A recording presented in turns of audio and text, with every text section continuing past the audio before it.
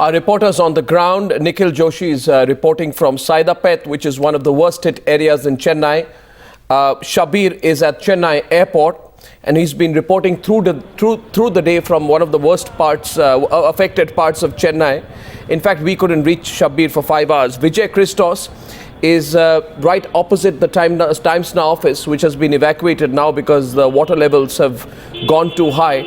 And Dhanya Rajendran of Newsminute and Times Now is tied up with news website the Newsminute to put some of those people who are reaching out to us through the Newsminute. We are putting them in touch with the Chief Minister's office, and we have had quite a few responses. She tell us about that. I'd like to start with you, Nikhil. You are in Saidapet, which is the worst hit area of Chennai. And earlier today, you were reporting on how boats had been used, in the rescue operations, and people were coming out there. From Saidapet, can you tell us how the situation has been in the last 24 hours?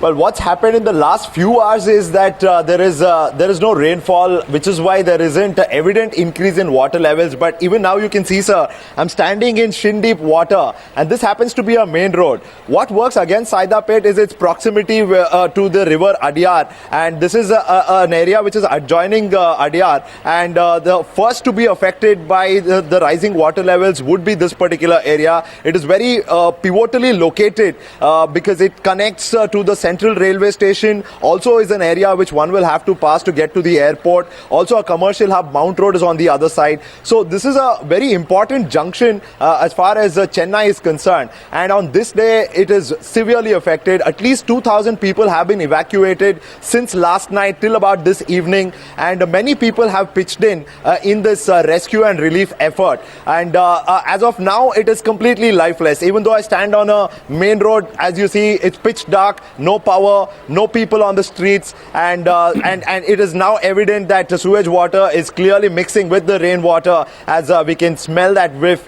It's quite an unbearable stench. It is becoming increasingly difficult for people around this particular place to live.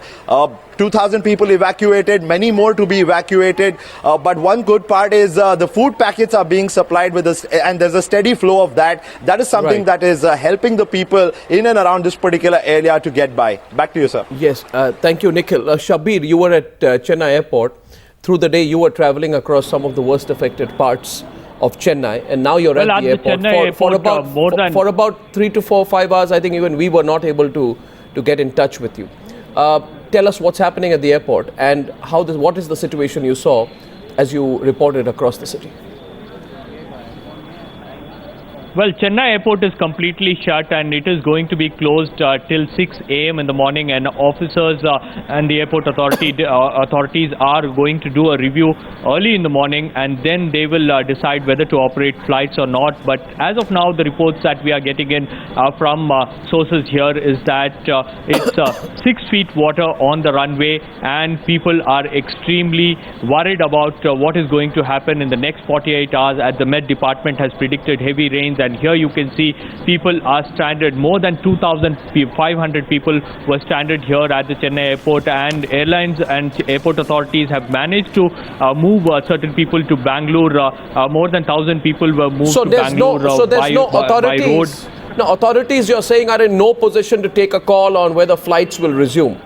But they have to wait to see if the water recedes and conditions become favorable later.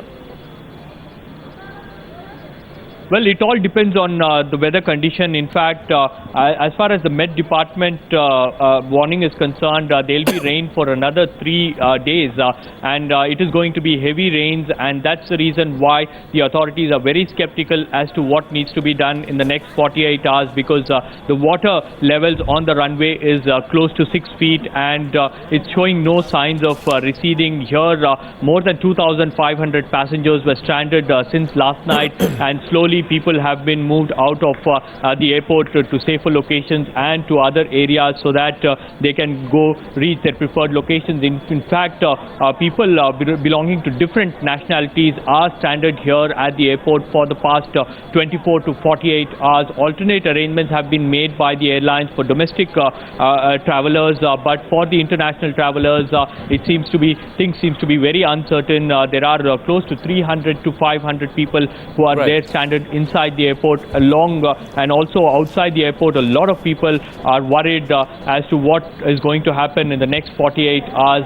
But authorities say that whatever they can do, they will review the situation early in the morning. Yeah, quick point here that the Chennai collector had said there was a possibility of increasing the discharge of excess water from the Chembarambakkam Lake, a key reservoir that addresses the city's drinking water department into the Adya River.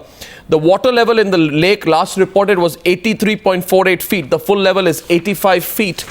And the combined water storage capacity of 4 reservoirs stands at 9,271 MC feet as against the full capacity of 11,000. So the point is that the lakes are full, the reservoirs are reaching 85% of capacity, and the situation has been worsening in several parts of Chennai, several areas, and we are showing you pictures right now from different parts of Chennai. Large parts of Chennai have gone and are without power supply because supply was cut as a safety precaution. People were forced to commute on boats in Chennai as waterlogging left the city inundated. Last week, rainwater entered a government hospital, forcing staff to evacuate the patients out of their wards. And in fact, we were told at a children's hospital near our Times Now office, in fact, the water levels had risen precariously and it had to be evacuated. Now, Times Now has been trying to connect people as best as we can, and Dhanya Rajendran of Newsminute has been helping us with that. So what we've done, and Dhanya, maybe you can tell our viewers a little bit about it. What we've done is that we've passed on a lot of the responses that people are giving us, where they want to be located, so many relatives not being able to reach out to their loved ones. We passed the information via Newsminute, and she sent it to the Chief Minister's office, Dhanya. Your team has sent it to the Chief Minister's office. And what's the kind of response that you've got, and what is Newsminute doing now? Well, we are getting so much information, too many callers, of course, telling Times Now that the relatives are stuck in some place. So first, we have been calling all these people ourselves and trying to judge if it's an emergency situation, because people are all panicking. Everybody's panicking. Everybody wants to be rescued. So almost 70% of people are on the first floor or second floors. So we sort of eliminated them from the list as of now. Then we passed on the numbers of people in dire situation, not only to the Chief Minister's office, but even to the DMK. In fact, there were some messages which Times Now had got from this area called West Mambalam in Chennai, where many people were stuck. Even as we speak, some arrangement has been made by the DMK party office to send vehicles. The Chief Minister's office interfered, the minister had called, and boats were sent to the global hospital in Perambakam in the morning.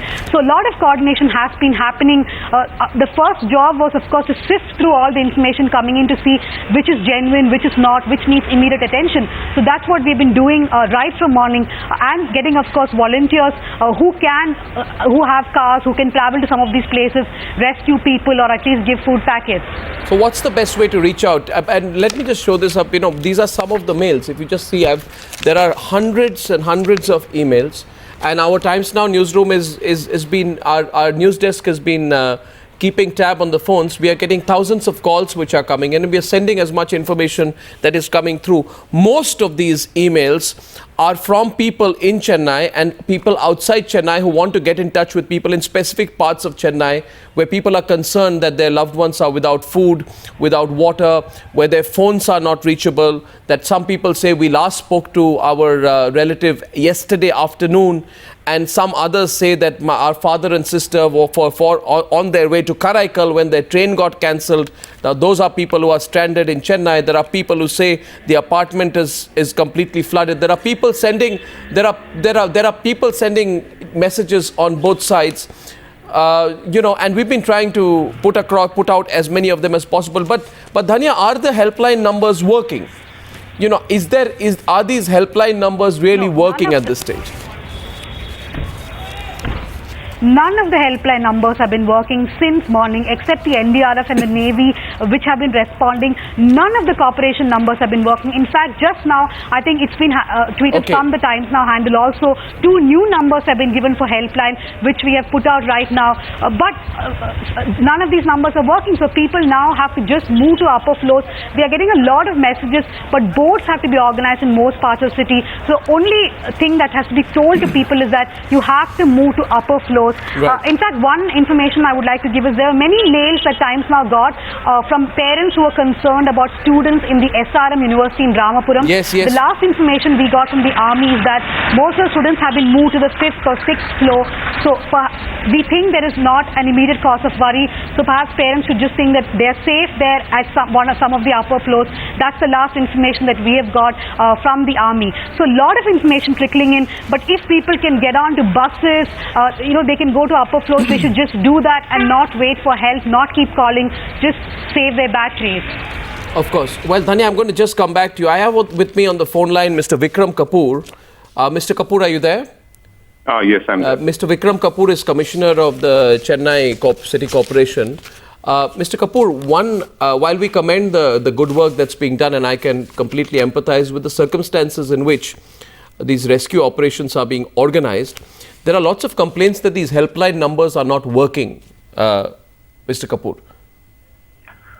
We have a helpline 1913, which is 24/7 with a roaming facility, and also the state control room has a number 1070, which people can reach out to. We are trying our best, but there's a flood of calls now, and it's very understandable.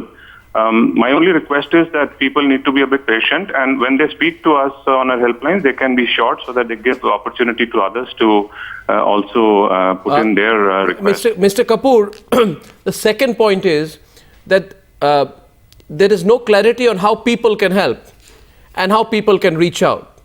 As we are reporting this cataclysm in Chennai and surrounding areas, a lot of people across India want to reach out and help.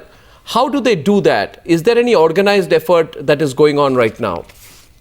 Well, under the instructions of the Honorable Chief Minister, already the corporation is giving out food apart from evacuating people large scale.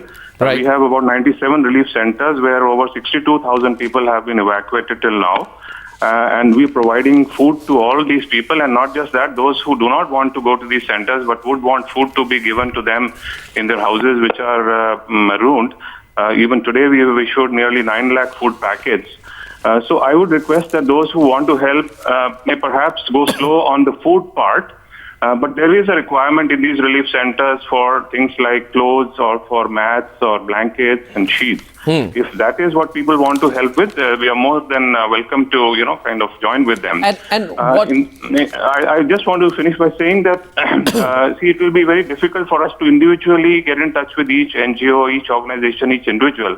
So we have come together with an NGO, a group of NGOs with the title Chennai Rain Relief 2015. Okay. They have a Twitter handle and also a Facebook page. I request people to just contact them, and they could be our single point of contact through whom we can get corporates, NGOs and private individuals to actually contribute to this effort. Chennai Rain Relief 2015, Mr. Kapur. So they have a Twitter handle, and that's where all the details, that's where people centralize their efforts. So you can, if you want to reach out, that's the website to reach out through. Mr. Vikram Kapur, I won't keep you right now. You must be busy. Thank you very much for joining me. I'd now like to go across. Dhanya, please stay with us. I'd like to go across to Vijay, who's our reporter in Chennai. And Vijay is reporting from Nandanam, which is our Times Now office. It has also been evacuated some time back. And Vijay, can you tell us, our office, the Times of India office, those areas also evacuated. What's the situation around you? Because you're now reporting from outside the office. Yes, right now over here the situation is very, very grim, because this is a place in Nandanam. Our office is situated on a road called Chemiers Road, and this is a place which generally does not get flooded. Even last month when the incessant rains happened, this area did not see much of water because of the overflowing of the lakes in Adyar, and also, like we reported in the morning, lake which broke through and came, and most of the water came to this side of the road, that is to Nandanam and to other parts in Nandanam Chemiers Road. There is as you can, I can ask my camera person to just pan behind me. It is pitch dark over here right now. There is zero throughout Nandanam. There is just one building which has electricity, that is the Venkateshwara Hospital, and that is the only hospital that has been running, that too on a generator system. So they have to ensure that there is enough diesel for to make sure that the generator is running and the hospital inmates get enough health care. And opposite that is the Children's Hospital, which is a very, very important hospital. There are a lot of children who are brought over here on a day-to-day basis. We spoke to somebody from the Chemia's daycare hospital, and they said that on a daily basis they get at least 600 to 700 children. But right now, because of there's too much water around this area, at least 5 to 6 feet of water, and most of the water has gone on to the basements of the Times Now office. It has damaged a lot of property, and even two buildings next, just adjacent to the Times Now office is the Times of India office. There were a lot of reporters also working till about evening, about 4 to 5 p.m. But because of excess water, the entire Times of India building has been evacuated. Even Times Now, we are taking precautionary measures. As of now, because of the excess water on the road, most of the water has come down into the basements of the Times Now office. But the situation over here right now is there is zero electricity, but still till the last 1 hour there has not been much rain, and which is why rescue operations are going a little bit more smoother. We saw people transferring, people who were stranded were transferred through lorries and through boats and rafts. But right now this is the most crucial stage because of nightfall and because of very less vision over here. This is a very, very crucial stage as far as the rescue operations is concerned over here in Nandanam. Right. Vijay, I'd like to go across to Vimlendu Jha, who's an environmentalist and activist. Vimlendu, you hold a view that this is man-made. I mean, if you look at the statistics, maximum rainfall in 24 hours time, it surpassed all averages, crossed the 1,000 millimeter mark. It looks pretty much like another cataclysmic repeat of what happened in Mumbai in 2005. Why would you call this man-made? I mean, this is a natural cataclysm that nobody could have really apprehended. There are a number of natural factors that have gone into creating this situation: a low pressure area, cyclonic formations, other factors, the El Nino effect, the anomalies of the northeast monsoon, the sheer amount of rainfall that Chennai has got. So why would you say this is anything man-made about this? See, there are two parts to this, Arnab. Of course, the rain that we're talking about, the floods that we're talking about. So the rainfall is, of course, something which is because of climate change, and it is something which is unprecedented. But if you look at the damage or the preparedness of the city to really respond to a situation like this, is something which is man-made. So it almost looks as if it's all scripted.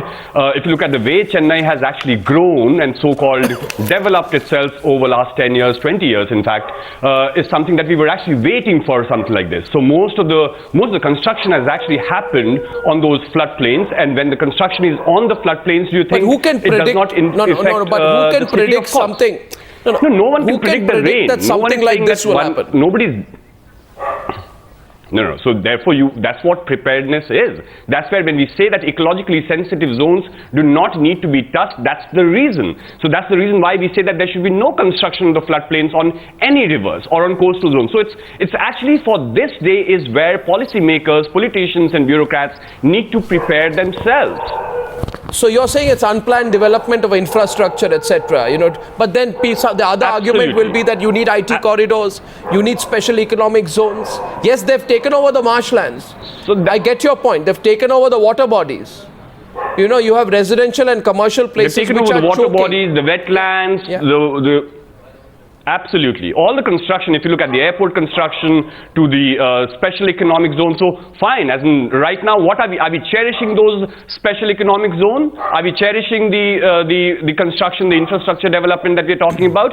When we are developing, can we actually also be thoughtful about this day? Because at one level, if you're actually having a discourse in Paris or otherwise on climate change, and we're saying that we might just get drowned, how are we actually preparing ourselves for that drowning day? Chennai was not prepared. Chennai is not prepared in many cities like this. I take that point. And viewers, just a number I want to share with you, that I am told that as many as 650 water bodies including big lakes, ponds, storage tanks, which are like sponges for the city, have been destroyed because of this haphazard real estate development. And I'm not saying that's one reason, but it is potentially one of the principal reasons why you have a situation where the city gets marooned. I want to go back to Dhanya Rajendran. Dhanya, you heard that Twitter handle which has just been announced, and Dhanya has been doing an amazing job with her team at Newsminute, connecting with the volunteers on the ground.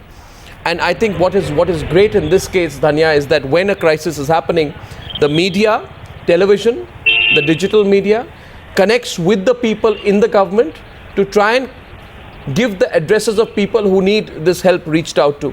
So we had the Chennai City Commissioner give us the handle Chennai Rain Relief 2015, and he says via this Twitter handle now all you can reach out to one team and centralize all efforts.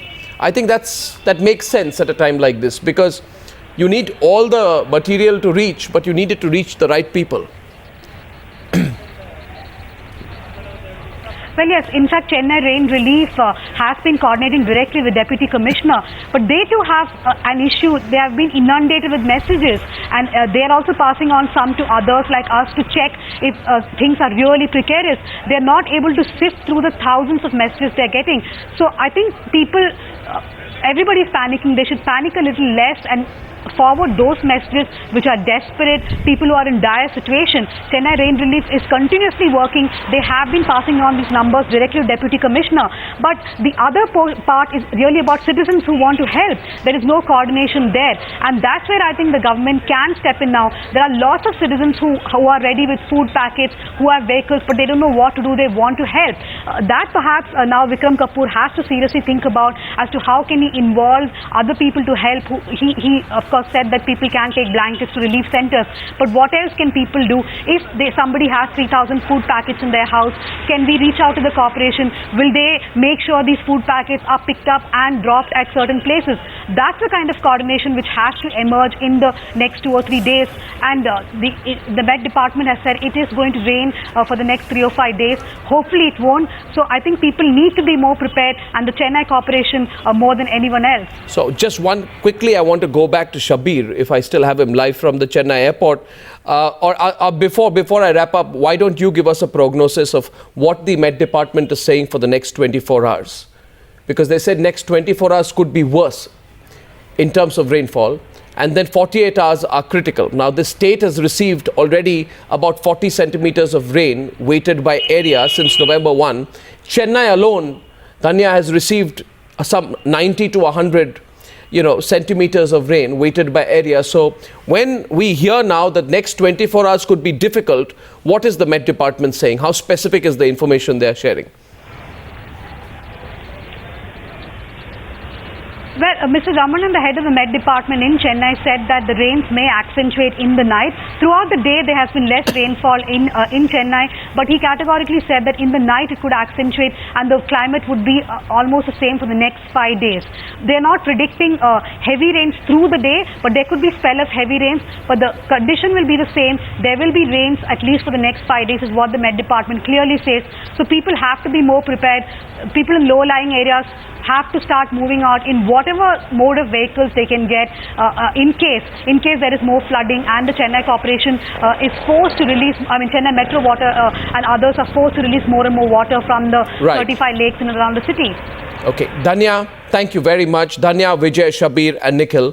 We're tracking the story. Some of our reporters are traveling out. We have reporters in Kanchipuram, and some of our reporters should be able to reach, if the roads are good, to Puducherry very soon. Thanks, Dhanya, for that. Thank you.